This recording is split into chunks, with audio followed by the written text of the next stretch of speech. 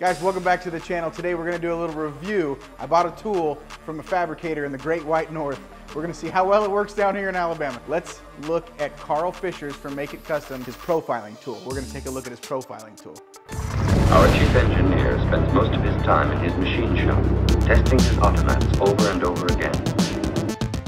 All right, guys, so what are we even talking about? What is a profiling tool? So if you are on the YouTubes, which you are, you for certain know about Carl Fisher and Make It Custom. He is a fabricator and car builder from up north in Canada.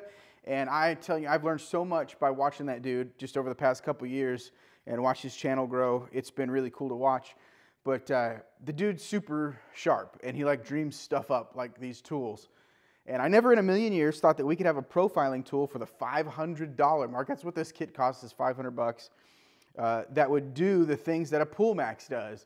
I've wanted a Pool Max forever because I wanted to be able to do profiling work for different vehicles. Like my F100, it's got some really specific body lines and stuff, and I on front fenders and bedsides and things like that. I want to be able to make that, and so forever I've kind of kept my eye on Pool Maxes, and they're out of my reach. I don't know if your guys' pockets are deeper than mine, but that stuff is super expensive, and I can't justify buying a Pool Max.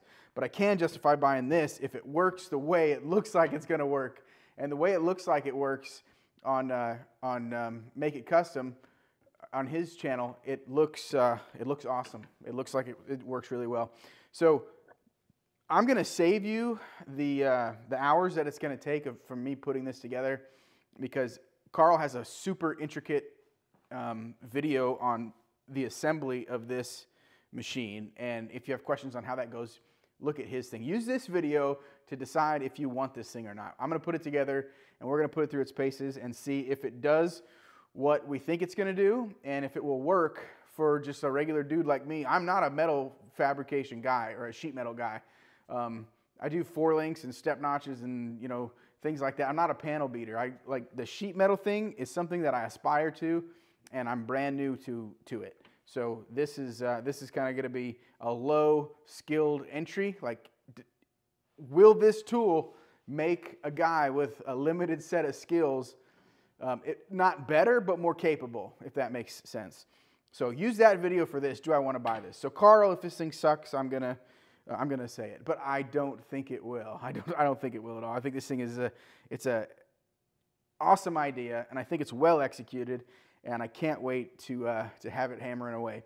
So without any further ado, I'll put you guys on a time lapse. I'm going to go and refer to his build video a few more times on what steps I need to go to what I need to do first here. And I'm going to get this thing built, and then we're going to push some metal around with it and see how well it works.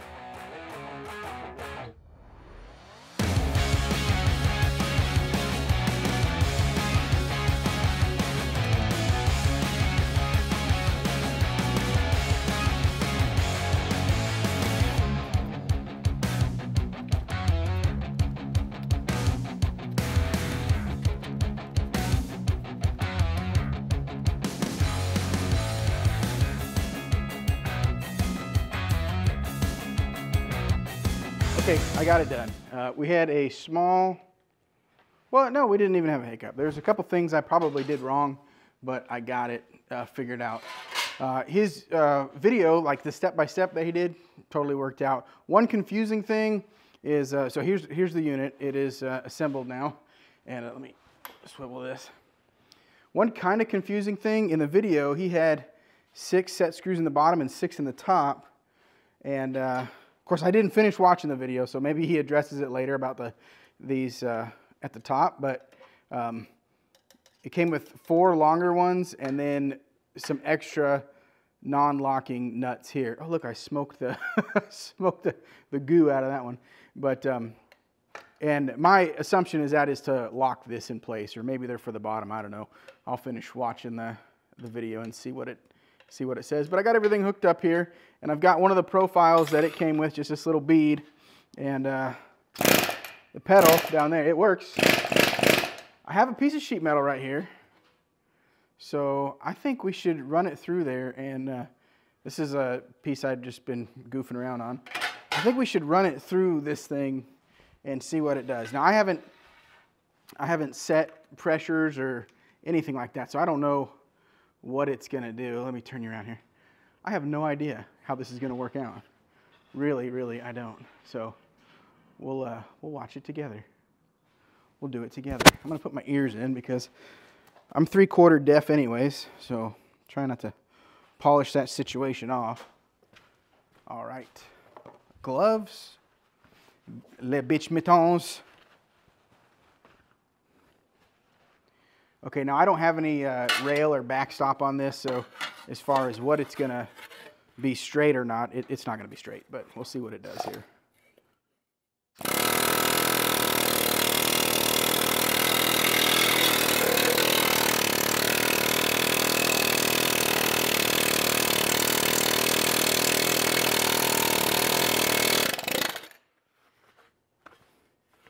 It works. It definitely needs a fence, but there's that little line I pushed in. So either build a fence off the machine, which would be super easy to do. You could probably just pick up these 2 bolts right here and make an adjustable sliding fence, which is probably what I'll do. Or let me run it against the back here like this and see what I get.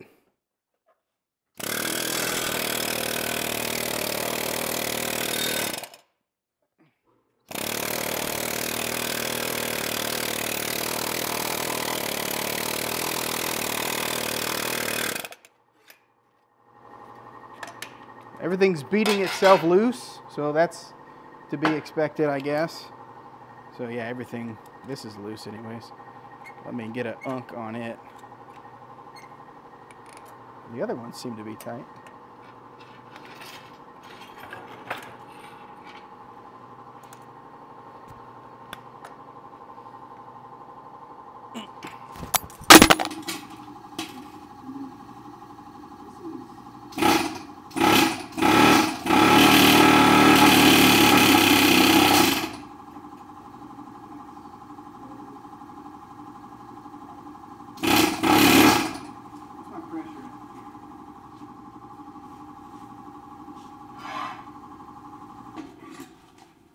So these dies are like fresh off the plasma table. What the fuck, dude? This thing's loose already. Huh. Well, that's probably doing a lot for the situation. Let's see if we can't remedy that. Bust these loose.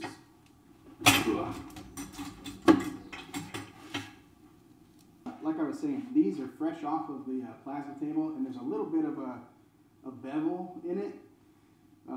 Sometimes when plasma machines, like when the consumables get old, they start to cut on a bevel, or if your pressure's set wrong, or the voltage is goofy, or not just right. Sometimes they cut on a bevel. Most of the stuff on this is really nice, but like I said, when consumables get towards the end of their life, they start to cut on a bevel. And this top and bottom die both have a little bit of bevel in it, and you can see it's kind of cutting the metal there. So after we do this, we'll take these off there and clean them up real nice and look at the difference. Because right now you can see it's really chewing the crap out of the outside of that bead, but the back looks pretty good. Okay guys, I got a polish on the dies. You guys, look at that. Okay, so it's not fast. It's not fast, but it took the full form of this 18 gauge. Look at that. It took the full form of it. It works. This thing works good. And look at it transferred the polish onto that. Can you see that? Let me see. So just like using a planishing hammer, because that's basically what this is. But man, it's crisp and it's good. I'm going to cut a shape and then use the stretcher and the shrinker to do kind of like an S-curve, and then we're going to run a bead along that S-curve and see if we can get the same results. I can't believe this was affordable. $500 is a lot of money, but for what you get, I think it's a super well thought out tool, and it just works. I put a panel together real quick with a little bit of a S-curve with a fence. So I've got this fence on here, and we're gonna run this bead and see how do it do. Okay, is that gonna work? We'll have to trim that. I put it at an angle, I didn't think about that, so we'll trim this here. Okay.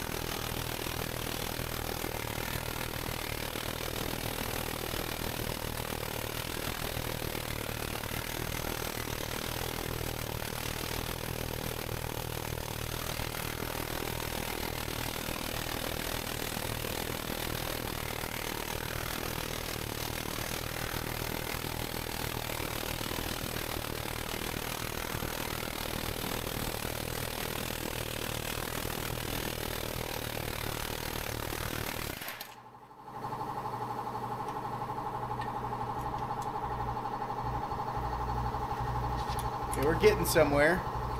I think I don't have, like, see how much play I've got in here? I think I either cut this thing too short. I probably need to do a longer one in here because I don't have any throw left on there.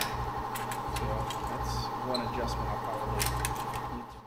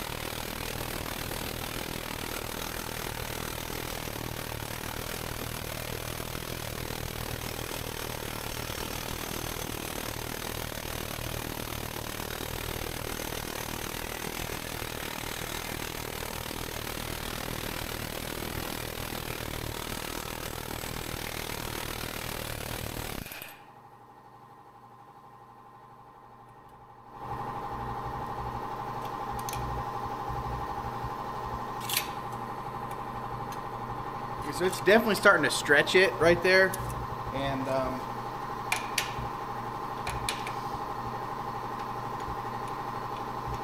my dies are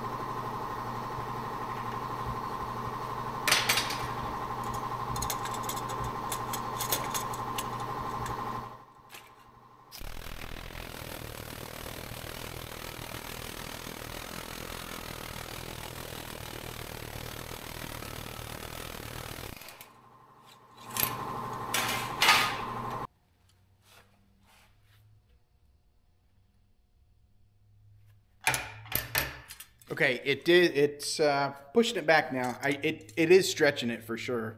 So I think one thing I can do is open up the area where the die, the bottom part kind of receives the top part. I can open that up because I think Carl was mentioning that it will stretch that area if you're not careful. And I believe that's what it's doing. Also, here's something I'm noticing. Check this out. This right here is beating the crap out of the top part there. So that's going to probably eventually get another sacrificial piece of metal welded to it. But that is, I mean, it's something. It's something to look at, something to consider. It pushed it back out. I did get a little bit of stretching in the panel. You can see it, but I mean, overall, look at this. It didn't damage the outside. Again, this is 18 gauge, so it's pretty stout stuff. But I mean, look at it. It's pretty good. So I think what I need to do is open the bottom pocket of this die. I need to open the pocket of that die and give that metal somewhere to go, because it's stretching it. So anyway, that's just a learning curve on me. I think the tool is functioning great. Okay, real quick, there is one more thing I want to try. I was watching the video again with Carl Fisher, and he had his dies in the other way. So I'm going to do two things. I'm going to open up this bottom die to let it kind of breathe a little bit. I'll repolish it, and then I'm going to flip them over. So this bottom one is on the top, and then the outie is on the bottom. So we'll see if that changes much. I don't expect it to, but that way I've kind of exhausted all the options, and it's just the same way that he had it done. Okay, I've polished the dies, and I relieved them so there's some more room in there. I put the fence on my plate in a different spot, so we're going to run it through and see what it does. I'm really thinking that open it up is going to keep it from stretching, which is probably what's needed. Let me get this back on here. Okay, that's good. And we'll just run this through. See what we get.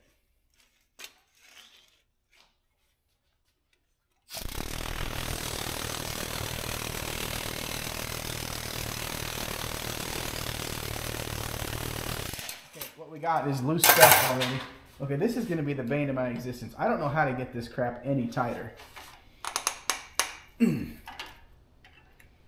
The only other thing I'm thinking about doing is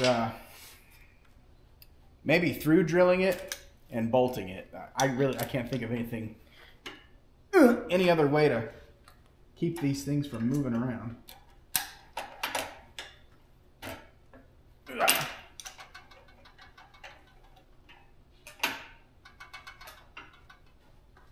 Yeah.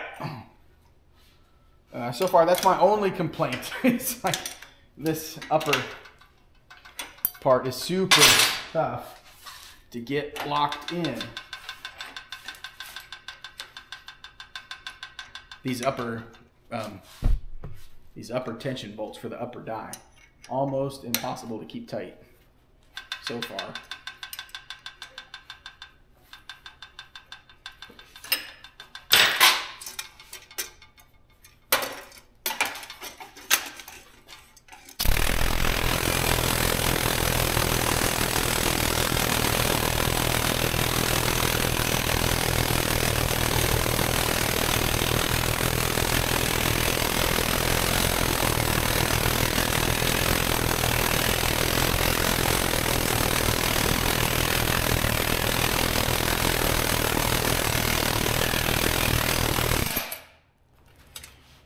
It does give it more room to grow, but I haven't contacted the back yet with it, so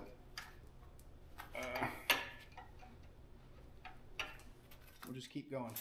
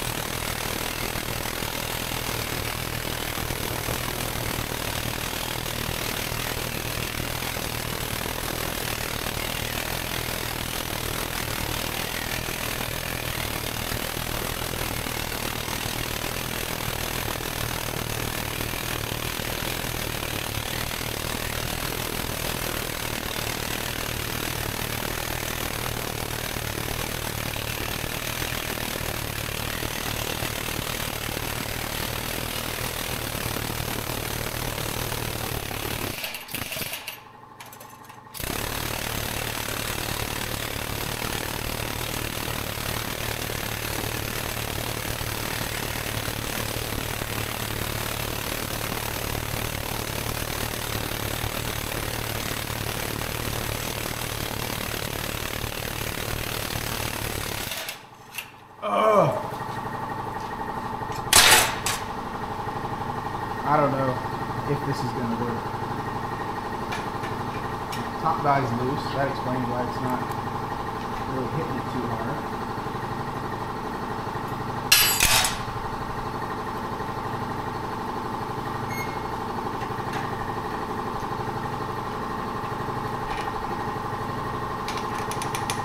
Yeah. Might get this stuff. Yeah. You got it. Tight.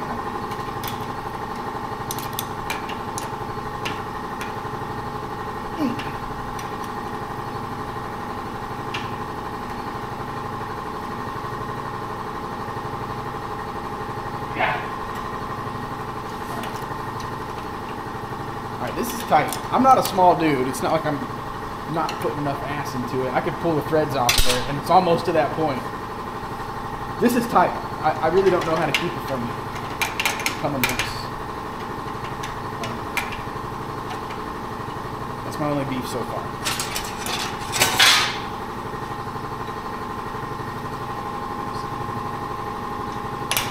The bottom ones stay nice and tight. No problem with the bottom.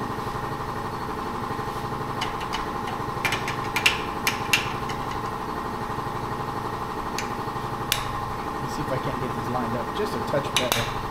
Because if you can see, it kind of wants to favor that side. I probably need to lock down this upper one a little bit more.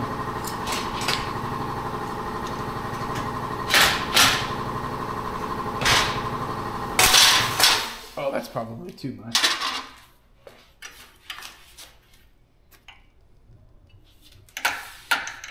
Okay.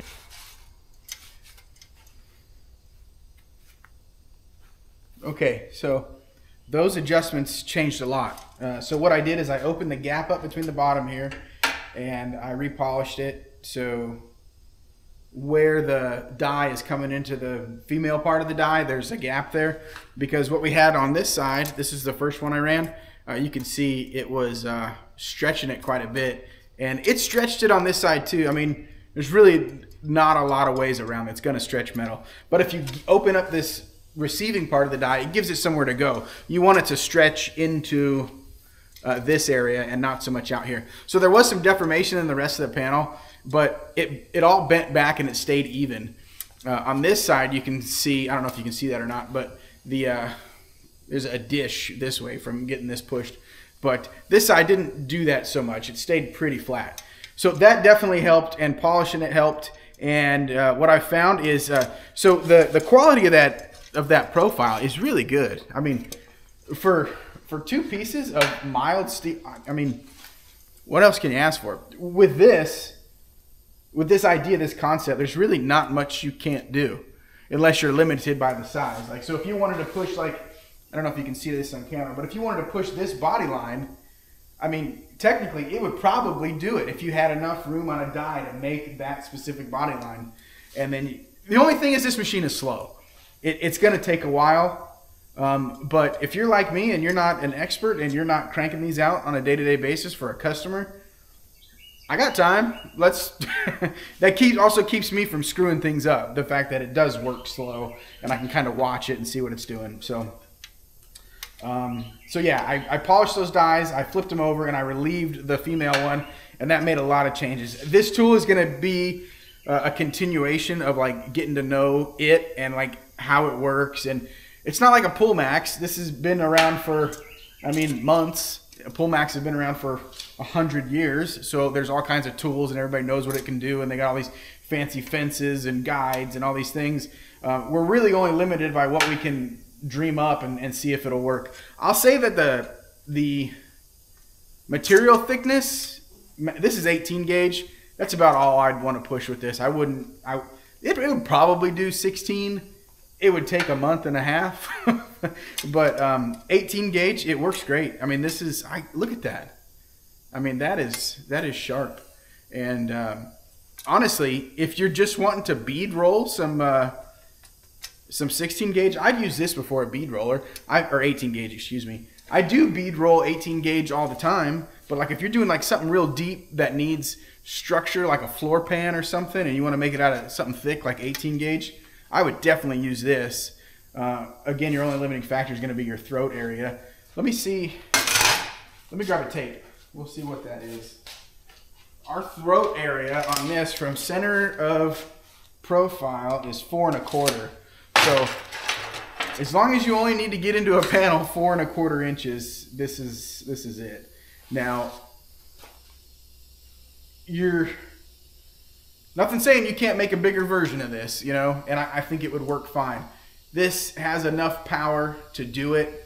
This design doesn't have enough depth to do anything super large like that, but for profiling patch panels or anything on a body, I mean, dude, this is Carl, well done, sir, and Elio, good job, man. You guys are really, I'm impressed with it. And one of my concerns was what the back of the die is going to do, and it didn't leave any marks. There's a little polished area because the dies are polished, so it transferred that polish. But there's nothing in the metal. It's just kind of, it struck the top of it there, and it just polished it. But I mean, if I were to hit this with a DA, I mean, you wouldn't see anything. So I'm super proud to have this tool, and I think it's going to work good. One of the earlier concerns I had was where this tool steel was hitting this mild steel. They have seemed to found a home. Now both surfaces are like totally polished, and it doesn't seem to be wearing any further. So I think it work hardened the mild steel, and this, the anvil, I mean, it was already hard, but it's hard. It's polished itself too. If I were to take it out and show you, all I did was cut it off and hit it on the wire wheel just to knock any rough edges off of it. And both of these surfaces are now super polished. So I think that is a self-remedying problem. But yeah, 2 thumbs up, guys. If you're interested in this tool, go over to Carl's website, make it custom, or no, is he Japhands Kustoms.com? I don't know. I'll link it down. I can't remember which one it is. I think Japhands Kustoms. But he has them for $500, and I think it's definitely worth it if you're into doing this kind of work and you need to make a profile or even a bead. I mean, I would go as far to say is if you had this tool, you probably don't need a bead roller. Depending on what you're doing, I mean, like you can't do like pleats and things like that with this. But if your bead rolling purposes are just to like run deep beads for structure and panels, you can do that with this tool, absolutely. So yeah, that's all for this video, guys. Thanks so much for watching it come together and taking my opinion on this thing into consideration. Again, it's a win. I'm happy to have it. I will put it on the wall and continue to use this tool. So until the next video, thanks for coming around.